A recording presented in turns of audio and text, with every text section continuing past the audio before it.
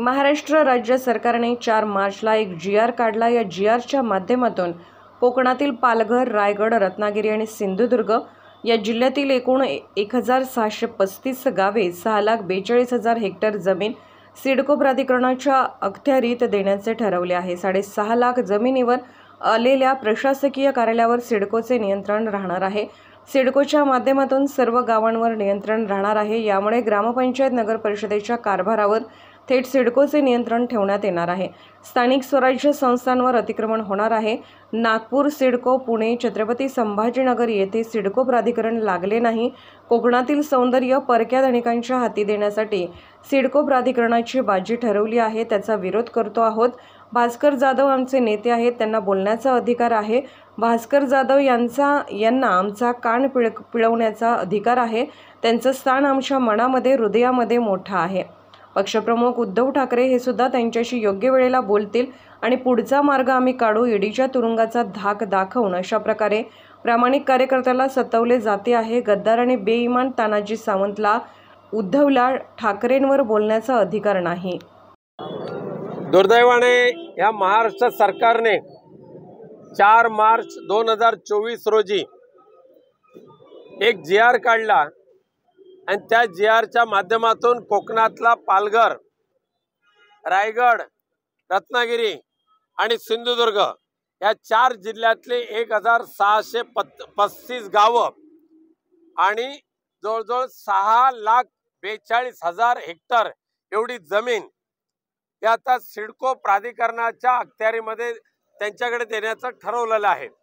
त्यामुळे 6.5 लाख हेक्टर जमिनीवर असलेल्या ग्रामपंचायती, असलेल्या नगरपंचायती, असलेल्या नगरपालिका यांच्यावर आता थेट सिडकोचं नियंत्रण येणार आहे। सिडको पूर्णपणे ते कार्यान्वित करणार आहे आणि हे करत असताना केवळ शहरी भागच नाही, किनारपट्टी तर आहेच, पण त्याचबरोबर मुंबई गोवा राष्ट्रीय महामार्गाला लागून असलेला भाग, कोस्टल रोडला लागून असलेले गावं ही आता या संपूर्ण गावांवर सिडकोचं नियंत्रण येणार असल्यामुळे सिडकोचे स्वतंत्र नियमावली, सिडकोचे स्वतंत्र रूल्स आणि सिडकोच्या माध्यमातून रिझर्वेशन ही आता गावागावांमध्ये टाकली जाणार आहेत आणि जेणेकरून आजपर्यंत ग्रामपंचायतीचा सुरू असलेला कारभार, नगरपंचायतीचा सुरू असलेला कारभार यावर थेट सिडकोचं नियंत्रण येणार असल्यामुळे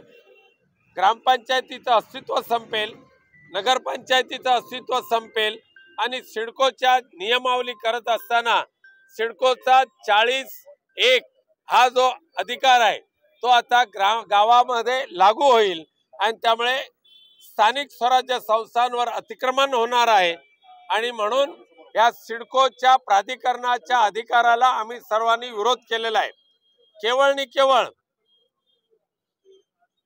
संभाजीनगरला हा सिडको प्राधिकरण लागलं नाही, नागपूरला सिडको प्राधिकरण एवढ्या मोठ्या प्रमाणात लागला नाही, पुण्याला एवढ्या मोठ्या प्रमाणात प्राधिकरण लागला नाही, पण कोकणवरच सिडको प्राधिकरण आणण्याचा जो मूळ जो त्यांचा डाव आहे, कुटील डाव आहे, त्याच्या पाठीमागे कोकणातला सौंदर्य, कोकणातल्या आंबा बागायती, कोकणातल्या काजू बागायती, कोकणातलं हे निसर्ग सौंदर्य हे केवळ परप्रांतीय धनिकांच्या ताब्यात घालण्यासाठी अशा पद्धतीने सिडको प्राधिकरणाची अंमलबजावणी करायचं ठरवलंय। त्याला विरोध केवळ आणि केवळ शिंदे सरकारचा विरोध नाही, तर कोकणच्या विकासाच्या मुळावर आलेल्या या सिडको प्राधिकरणाचा आणि ते सिडको प्राधिकरण आणणाऱ्या शिंदे सरकारचा आम्ही या ठिकाणी तीव्र धिक्कार केलेला आहे।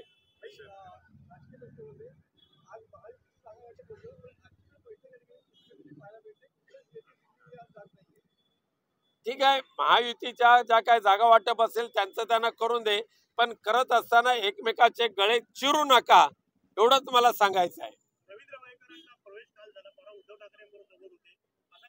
ईडीचा बळी, बाकी काय, ते आणि त्यांचं कुटुंबीय पूर्णपणे ईडीच्या तुरुंगामध्ये चौकशी तर आहेत, परंतु ईडीच्या तुरुंगाचं धाक दाखवून अशा पद्धतीने प्रामाणिक कार्यकर्त्याला तुम्ही सतवताय समजू शकतो, पण त्यांच्या कुटुंबियांना सुद्धा तुरुंगामध्ये टाकायची भीती ज्या वेळेला निर्माण होते त्यावेळेला दुर्दैवाने अशा पद्धतीचा निर्णय त्यांना घ्यावा लागतोय।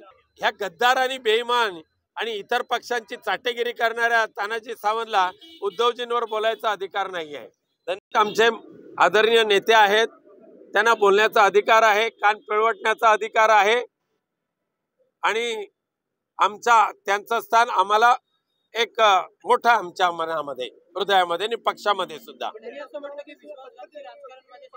अजिबात होणार नाही। माननीय पक्षप्रमुख उद्धवजी ठाकरे साहेब सुद्धा त्यांच्याशी बोलतील योग्य वेळेला आणि पुढचा मार्ग आम्ही काढू।